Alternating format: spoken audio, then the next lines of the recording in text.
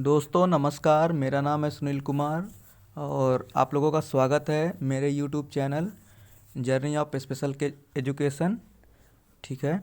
और आप लोगों को बताना चाहूँगा कि इससे पहले आप लोगों के बीच में लैंग्वेज एंड कम्युनिकेशन का जो पेपर नंबर 2 है वो 1.1 आप लोगों के बीच में मतलब आप लोगों से डिस्कस हुआ था।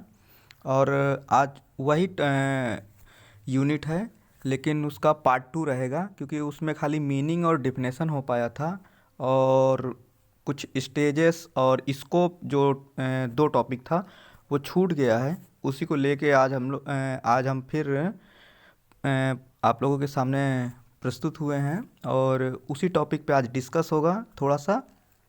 और आप लोगों को बताएंगे कि कौन कौन सा स्टेज होता है और स्टेज के बाद फिर उसके बाद स्कोप पे चलेंगे, किस किस क्षेत्रों में कम्युनिकेशन का महत्व है और उसका क्या हमको बेनिफिट है।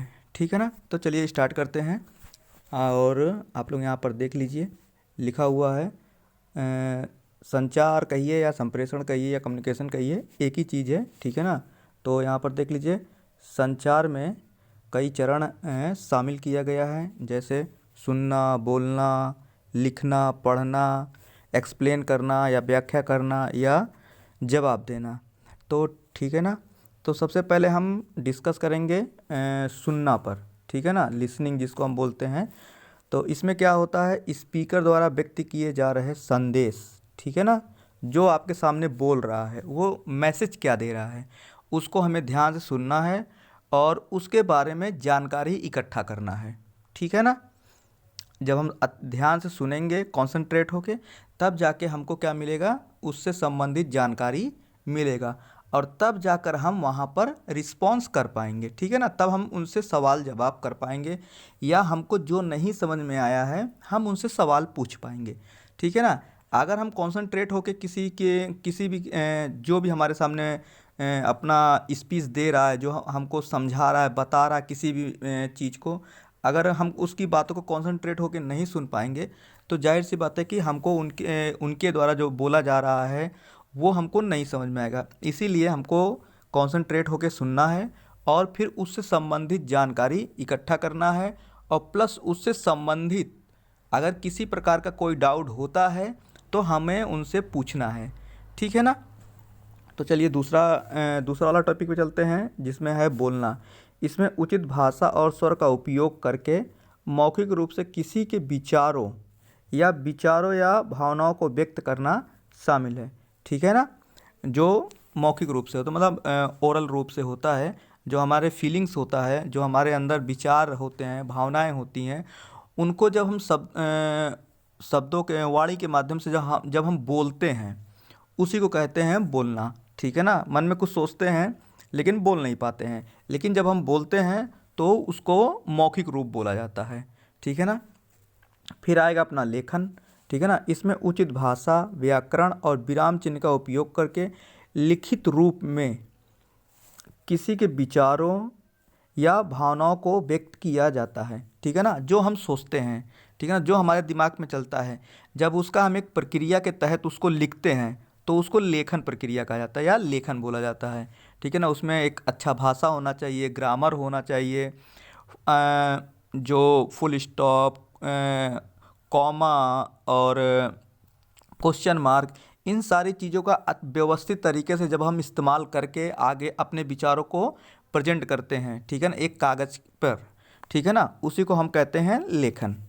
फिर उसके बाद हम आएंगे पढ़ना वाले पे। ठीक है ना, इसमें लिखित रूप में व्यक्त संदेश को समझना, जानकारी को इकट्ठा करना या संसाधित करना और अर्थ की व्याख्या करना शामिल है। ठीक है ना, तो क्या है, हम जो पढ़ रहे हैं, हम वो जो पढ़ तो लिए, जो मैसेज है वो उसको पढ़ लिए, सब कुछ कर लिए, समझ लिए। ठीक है ना, उसका एक मीनिंगफुल एक्सप्लेनेशन होना चाहिए। ठीक है ना, एक्सप्लेन होना चाहिए मीनिंगफुल।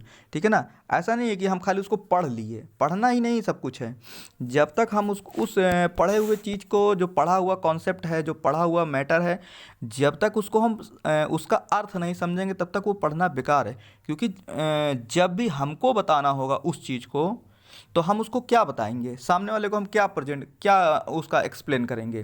क्योंकि हमने उसका मीनिंग पता ही नहीं किया ना, हमने खाली उसको एक उसको समझ लिया, उसको खाली मतलब पढ़ लिया है। जैसे किसी बच्चे को रटा दीजिए ए फॉर एप्पल, ठीक है ना, तो वो ए फॉर एप्पल ही पढ़ेगा, ठीक है ना। स्पेलिंग मत उसको बताइए, मीनिंग मत बताइए, ठीक है ना। एप्पल मतलब क्या होता है, सेब होता है कि क्या, अमरूद होता है, अनार होता है, क्या होता है, उसको मीनिंग मत बताइए, उसको खाली ए फॉर एप्पल बता दीजिए और वो उसको रट लेगा। फिर जब कभी ज़रूरत पड़ेगा, जब उससे पूछेगा कोई ए फॉर, तो वो एप्पल बताएगा। लेकिन जब वो उससे कोई पूछ लेगा एप्पल का मतलब क्या होता है, तब वो नहीं बता पाएगा, क्योंकि उसने मीनिंग पढ़ा ही नहीं, मीनिंग उसको बताया ही नहीं गया है।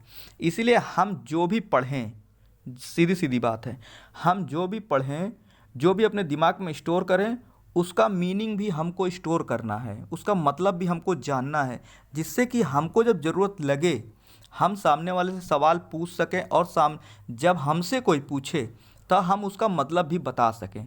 ऐसा नहीं है कि हम अधूरा ज्ञान लेके घूम रहे हों, ठीक है ना। तो आई होप कि आप लोगों को ये समझ में आ गया होगा पढ़ना क्या होता है, ठीक है ना। तो अब हम चलेंगे व्याख्या पर। व्याख्या का मतलब होता है एक्सप्लेन करना, ठीक है ना। इसमें संदेश की समझ बनाना, उसके अर्थ और संदर्भ को समझना, और अपने स्वयं, एक मिनट, अपने अपने स्वयं के ज्ञान और अनुभव के आधार पर संदेश की व्याख्या करना, ठीक है ना। जैसे हम लोग कोई कॉन्सेप्ट, कोई टॉपिक पढ़ लेते हैं, ठीक है ना, तो उसको पढ़ने के बाद हम क्या करते हैं, उसके बेसिक को समझ लेते हैं, और उसके बाद समझने के बाद जब हमको ज़रूरत पड़ता है तो हम अपने हिसाब से उसको एक्सप्लेन करते हैं, ठीक है ना, उसकी व्याख्या करते हैं। जैसे पेपर वगैरह देने जाते हैं तो वहाँ पर क्या होता है कि जब हम वहाँ पर जो पेपर में पूछा जा रहा है क्वेश्चन, जब उसका हम आंसर करते हैं तो हूबहूब हम किताब की भाषा में वहाँ पे नहीं लिखते हैं, ठीक है ना। तो हम क्या करते हैं, वहाँ से पढ़ लिए हैं, समझ लिए हैं, चीज़ों को सब कुछ स्टोर कर लिए हैं, ठीक है ना। लेकिन जब हमको लिखना होता है तब हम वहाँ पे क्या करते हैं, तब हम अपने दिमाग का इस्तेमाल करते हुए वहाँ पर उस चीज़ को, उस क्वेश्चन का आंसर करते हैं, ठीक है ना। क्योंकि हमने अच्छे तरीके से समझा है उस चीज़ को, उसी के आधार पर अपने एक्सपीरियंस, मतलब जो हमने सीखा है, ठीक है ना, जो कॉन्सेप्ट को समझा है, उस कॉन्सेप्ट को समझने के बेस पे हम क्या करते हैं, अपना वहाँ पर उसका उस पूछे गए क्वेश्चन का उत्तर देते हैं, ठीक है ना। तो ये क्लियर हो गया, ठीक है ना। अगर आप लोगों को किसी प्रकार का कोई दिक्कत है, या इसमें किसी प्रकार का समझने में कोई दिक्कत होता है, तो आप हमको कमेंट बॉक्स में मैसेज डाल सकते हैं। तो नेक्स्ट के लिए मैं थोड़ा सा जो भी गलतियाँ होंगी उसमें सुधार करेंगे, ठीक है ना। तो चलिए जवाब वाले पे आ जाते हैं, ठीक है ना। जवाब देना, ठीक है ना। अब जवाब देने से समझ ही गए हैं, अगर आपसे कोई क्वेश्चन पूछता है या कोई किसी प्रकार का आपने कुछ बताया, फिर उधर से सामने से क्वेश्चन पूछा गया, तो आप उसको रिप्लाई करेंगे, ठीक है ना। इसमें संदेश के लिए प्रतिक्रिया या प्रतिक्रिया प्रदान करना शामिल है, चाहे मौखिक रूप से या लिखित रूप से। इसमें प्रश्न पूछना और स्पष्टीकरण प्रदान करना है, या सहमति या असहमति व्यक्त करना शामिल हो सकता है, ठीक है ना। आपने जिसको एक्सप्लेन किया है, आपका लिखित रूप भी हो सकता है, आपका मौखिक रूप भी हो सकता है, और हम एज ए स्पेशल एजुकेशन में हैं तो हमको ज़रूरत पड़ने पे साइन का भी इस्तेमाल करना पड़ेगा, ठीक है ना। तो और ये ज़रूरी नहीं कि जो हमने रिप्लाई किया है उससे सारे लोग संतुष्ट ही होंगे, ठीक है ना। कुछ लोग संतुष्ट भी हो सकते हैं और कुछ लोग संतुष्ट नहीं भी हो सकते हैं। जो नहीं होंगे उन्हें हमें संतुष्ट करना है। अगर हमने जो मेथड अपनाया है उस मेथड से अगर वो संतुष्ट नहीं होते हैं, उस जवाब से नहीं होते हैं, तो हम एज ए दूसरे तरीके से उनको समझाने का प्रयास करेंगे, ठीक है ना। तब वो जवाब जो होता है वो एक अच्छा जवाब माना जाता है, ठीक है ना। और खाली हमने जवाब दे दिया और हमारे जवाब से कोई संतुष्ट नहीं है, और कोई मतलब हमारी बातों को नहीं समझ पा रहा है, जो हमने रिस्पॉन्स किया है, जवाब दिया है, हमारे दिए गए जवाब से अगर कोई संतुष्ट नहीं होता है, तो वो एक अच्छा जवाब नहीं है, ठीक है ना। आज अच्छा जवाब के लिए, एक सही सुटेबल रिस्पॉन्स के लिए हमें ज़रूरत पड़ने पर अपने मेथड में, जवाब देने के तरीके में सुधार करना पड़ेगा, ठीक है ना। तो चलिए ये स्टेज वाला टॉपिक ख़त्म हो गया है। इसमें 6 ही टॉपिक था, ठीक है ना। और ये उसका जो नीचे लिखा हुआ है उसका पूरा का निचोड़ है, ठीक है ना। तो अब हम आ जाएंगे अपना क्षेत्र वाले पे, स्कोप वाले पे, ठीक है ना, जो अपने 1.1 में दिया गया है, ठीक है ना। 1.1 में मीनिंग दिया है, डिफिनेशन दिया है, स्कोप दिया है। स्टेज नहीं दिया था, लेकिन स्टेज हम एक्स्ट्रा में बता दिए हैं आप लोगों को, जिससे कि बाय दफ़े एग्जाम में अगर आपसे पूछता है तो आप उसमें लिख के आते हैं, ठीक है ना। तो चलिए, तो अब आप देख लीजिए कम्युनिकेशन में विभिन्न प्रकार का, मतलब जो कम्युनिकेशन है उसका जो क्षेत्र है वो काफ़ी बड़ा है, व्यापक स्तर पर है, ठीक है ना। तो कुछ जो शामिल किया गया है, जो कम्युनिकेशन का जो क्षेत्र है वो कुछ शामिल किया गया है, तो आप उसको देख सकते हैं, ठीक है ना। तो पहला तो है पारस्परिक, ठीक है ना। पारस्परिक में हम क्या करेंगे, ठीक है ना। पारस्परिक में यहाँ पर रहेगा 2 या 2 से अधिक व्यक्ति, जैसे दोस्त, परिवार के सदस्य या सहकर्मियों के बीच हमारा कम्युनिकेशन होगा, ठीक है ना। हमारे दोस्त हो गए, ठीक है ना, हमारे फैमिली मेम्बर्स हो गए, और हमारे जो साथ काम करते हैं, इन लोगों के बीच में क्या होगा, हम लोग का कम्युनिकेशन होगा, ठीक है ना। इसको इंग्लिश में कहेंगे यूनिवर्सल कम्युनिकेशन, ठीक है ना। तो जब हम साथ में रहते हैं तो आपस में एक दूसरे से बातचीत भी होगा, ठीक है ना। अब चाहे दोस्त के साथ में तो दोस्त के साथ कम्युनिकेशन होगा, अगर फैमिली में है तो फैमिली के जो मेंबर्स हैं उनके साथ कम्युनिकेशन होगा, उस वहाँ पर क्या टॉपिक है क्या नहीं है उस हिसाब से वहाँ पे कम्युनिकेशन होगा। फिर जो सहकर्मी है, मतलब जो हमारे साथ काम कर रहे हैं, ठीक है ना, तो उनके बीच हम लोग का अपना आपसी बातचीत होगा, विचारों का आदान प्रदान होगा, ठीक है ना। कुछ हम अपने विचार कहेंगे, कुछ वो अपने विचार कहेंगे, ठीक है ना। हमारे विचार को जस्टिफाई करेंगे, तुम्हारा ये गलत है, सही है, ठीक है ना। इस टाइप का पारस्परिक संचार जो चलता है इसी टाइप से चलता है, ठीक है ना। अब सेकंड है समूह, ठीक है ना। तो रे एक मिनट,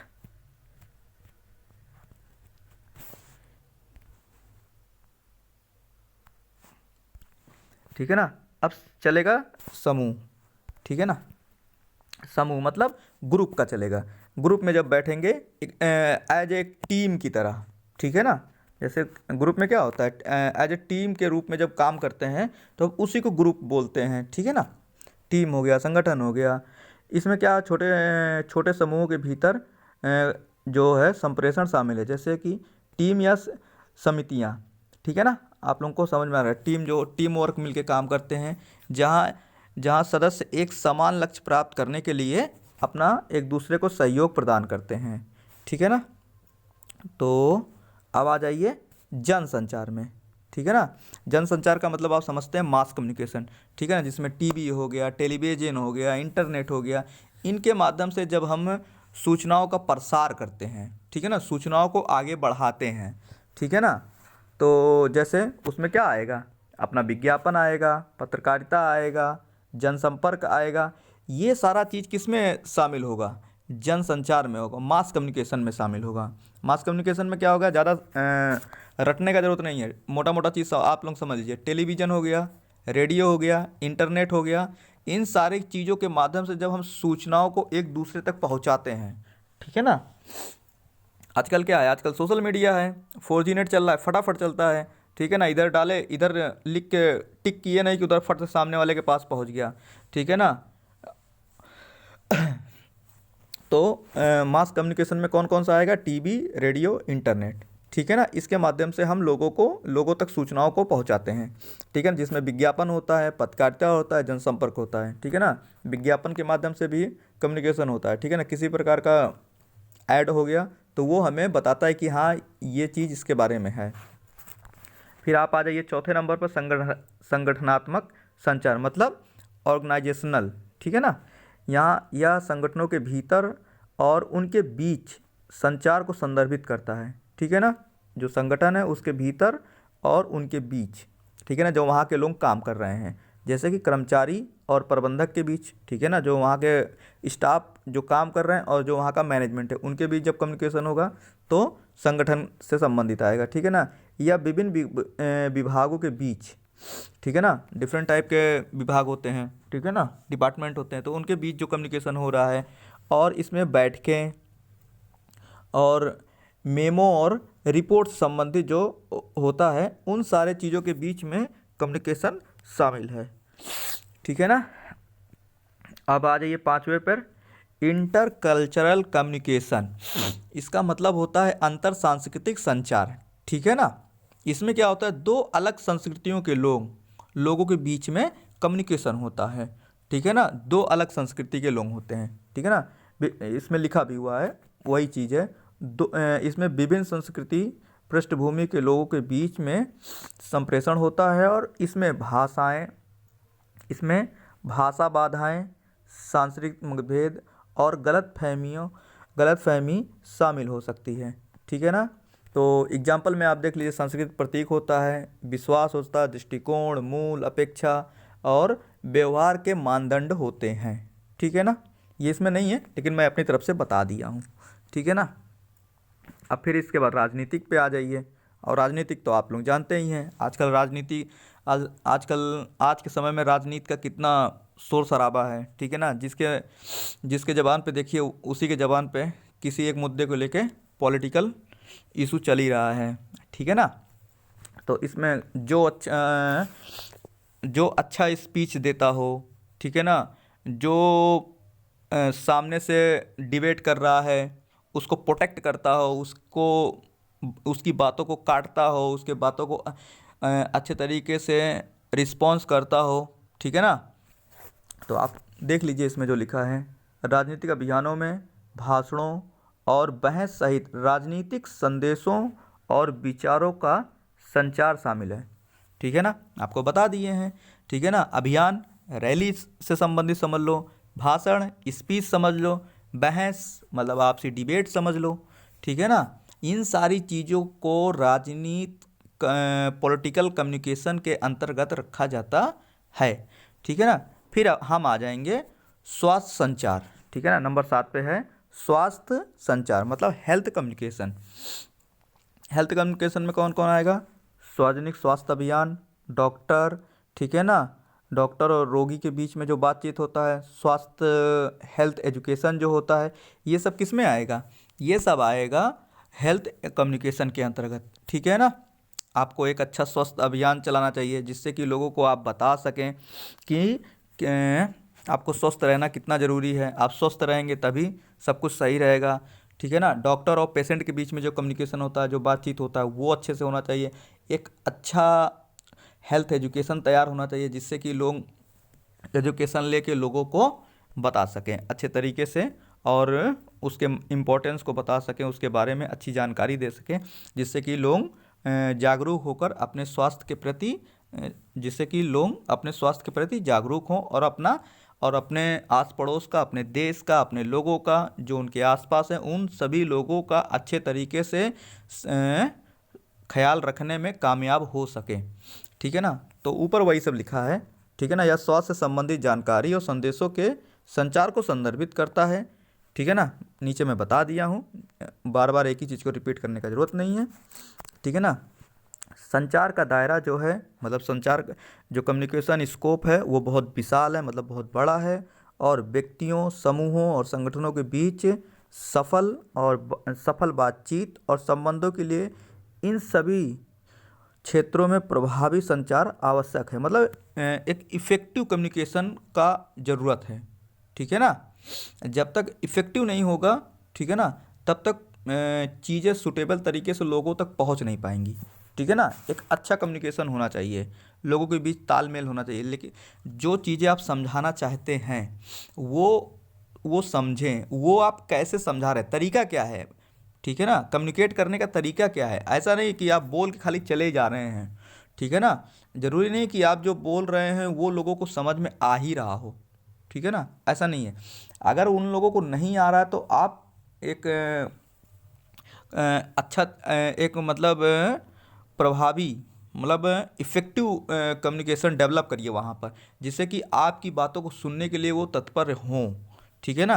तब ये सारी चीज़ें, जो कम्युनिकेशन का जो स्कोप है, जो इसमें 7 पॉइंट जो दिया है, तब वो जाके मतलब अच्छे तरीके से काम कर पाएगा।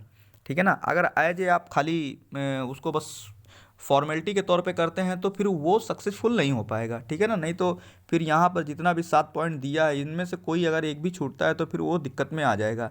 जनसंचार छूटेगा तब भी वही दिक्कत है, संगठनात्मक छूटेगा तब भी दिक्कत है। ठीक है ना। इंटरकल्चरल छूटेगा तो क्या होगा, जो एक अलग संस्कृति के लोग हैं, ठीक है ना, डिफरेंट संस्कृति के लोग हैं, कल्चरल के लोग हैं, तो वो उनके बीच में जब एक सही कम्युनिकेशन नहीं हो पाएगा तो फिर वो हमसे कैसे कनेक्ट होंगे। ठीक है ना। हमें क्या करना है, एक दूसरे से जोड़ना है। ठीक है ना। किसी दूसरे संस्कृति को अपने संस्कृति से कनेक्ट करना है तो एक अच्छा मतलब कम्युनिकेशन डेवलप करना होगा उनके बीच में, जिससे कि जो वो बोलें हम समझें और जो हम बोलें वो समझे, तब जाके वो सक्सेस हो पाएगा।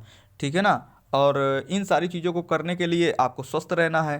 स्वस्थ रहने के लिए आपको लोगों को जागरूक करना होगा। जागरूक करने के लिए, जागरूक होने पर लोग अपने आप से सारी चीज़ों को सूटेबल तरीके से जो भी नियम कायदा है उसको अच्छे तरीके से फॉलो करेंगे।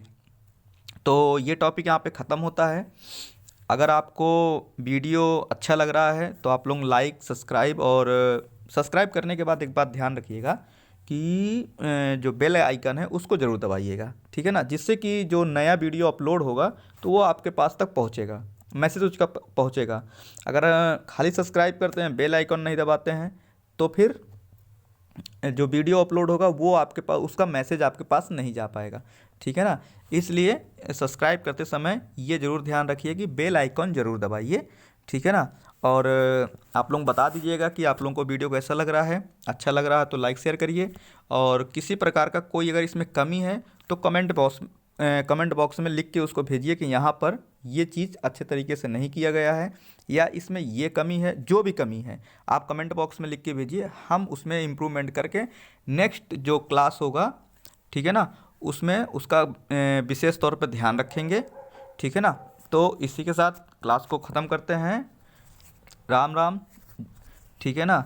जय हिंद, जय भारत। ठीक है ना। आप लोग अपना ख्याल रखिए।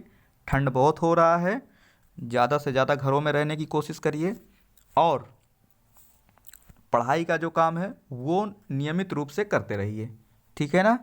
तो इसी के साथ हम अपनी बातों को समाप्त करते हैं। नमस्कार, जय हिंद।